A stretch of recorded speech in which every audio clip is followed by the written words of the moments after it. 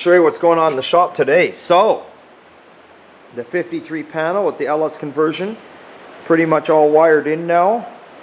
Intake on, alternator on, belt figured out, it's on. Got to do something with the thermostat housing. Can't use this, we need one that swivels, so we'll just get one of those out of Lordco. Power steering hoses are starting to go on. We'll be putting the front clip, the front fenders and all that back on this truck. Probably it'll be on there by the end of the week. It'll be all done, and then we'll figure out some tranny lines and some radiator stuff, and she's getting close. I'm going to run down tomorrow, deal with the drive shaft. Obviously got to buy a yoke to fit into the transmission and have the drive shaft shortened, it looks like. So we're going to be getting that done, take it in. So that is what is happening.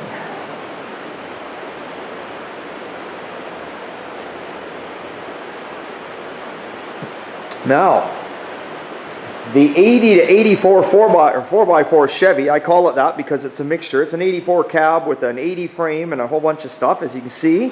So we got the bumper on the front. We got the winch on there. We're getting the grill in it. Mirrors are on. Door handles are on. Hood is on. Looking good. Looking real good under here. What else we got done here? Got all the door seals on. Got the rear fenders on it. Come around the back here. Got the tail lights in. So basically got to wire the winch in, wire the tail lights in, do a rear harness, put the tailgate on, and got to Mike fabricated up a beautiful bumper for it.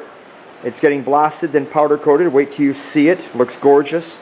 Fuel tanks in the back. Windows are all in it. Glasses in it. Seats in it. The owner brought me the carpeting. Was going to put the carpet in for him, but I didn't do it because the carpet he brought me is brand new. It needs to be cut out for the shifter and for the four-wheel drive shifter and all that. And you know, we don't do upholstery here. Like a bolt in the seat in's not a problem. You know, putting the dash pad on was a problem. But when it comes to carpeting, honestly, when you go to an automotive upholstery shop, even if you bring them a carpet kit, they always have to trim the carpet because the carpet kit's made bigger than it should be, and then it has to be steamed so it fits in there nice and tight. I thought he had a carpet that just came up to here and went forward and kind of laid over and was cut out for everything there. It goes right fully to the back, so I'm not going to get involved with that. I put it back in the box. He's taking it to an upholstery shop anyway to get a couple things done, so they can deal with the carpeting themselves. I just don't want to get involved there. Still got to change out steering wheel. He's got an aftermarket steering wheel we've got out back, but we've left the old dirty one on for now, because when we're climbing in and out of it, you know, we don't want to be wrecking the new one, right? But it is looking beautiful. It's all dynamatted inside. Like I say, we got the door seals on. Everything.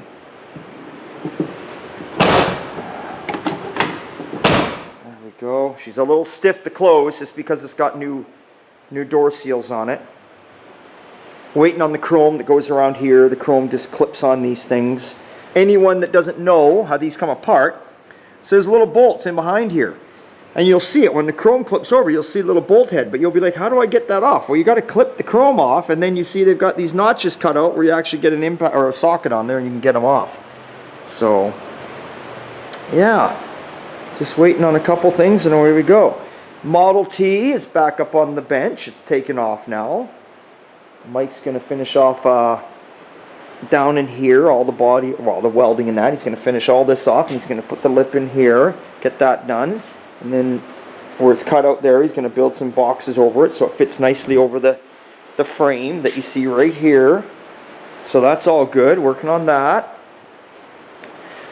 We'll come through here. Oh, there's the rad support for Big Red. There it is right there. This is the original rad support, 1976. Had it blasted, then we just painted it here with our semi-gloss black. Not a rust mark in it. So if the rain ever stops, I can get that on Big Red. Then I can start putting the fenders on it.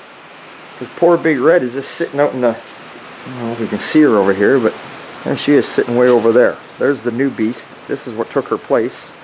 Right there. And there we are. I know, you'd sooner see Big Red, but... at the end of the day, I needed a truck that was a little bigger, had a little better power for pulling, and I needed four-wheel drive. It comes in handy. Okay, so I got this car under cover now. This is a little 54 Ford gentleman brought in that we're going to be working on. So I got it undercover. It's all dried off now. I'm going to get this sucker jacked up in the air tomorrow and start yanking all the wheels off it and checking all the brakes out. This car is going back to Australia. So I got to go through it all mechanically wise, and then after the mechanics are done, then I got to look at some little rust issues here and there, and then we might be repainting the bottom half to satin black again. Alright, well, Sean's working away in here on the Galaxy. Oh yeah, there he is. Oh, he's working on a headlight. He's working on a headlight. I forget what this headlight was. It's 1955, I think BMW bike or something. I think so. I can't remember. I gotta look. I know it's 1955. But there's the Galaxy. He's working away. Just trying to get the roof and the quarters and the deck lid right now kind of taken care of. Just taking our time on this. Guy's good. He doesn't want to drive it till the springtime, but got to keep the ball rolling, get him out the door. Beautiful job. Yeah. That's what's going on. So it's looking good. Real good. Mustang. The owner brought us a hood today. So I went and put the hood hinges on. You know, didn't think nothing of it. They're hood hinges, right? They came with the car. I bolted the hood hinges on. You can see I got one off. So I bolted the hood hinges on, put the hood on. There's the hood he brought us. It's a repop. Of course, go to close the hood. You think these hinges will move? So I yarded one hinge off and I took it in the shop, and I've been heating that sucker up with the torches and it still won't move. It just is not moving. Unbelievable. Craziness. So, we might be looking for other hinges. Lots of parts here for 67 Ford and Mercurys. So these ones over here, I know I kept them separated with this door. This is off the Mercury. The extra cab that we're doing, the rare one. And this is off the Ford, right there, with the two fenders, the short box, which is sitting hidden away over here. There's the old rad support out of it. You remember this one right here. So we've been plugging away working on that too. Alright, let's get over here.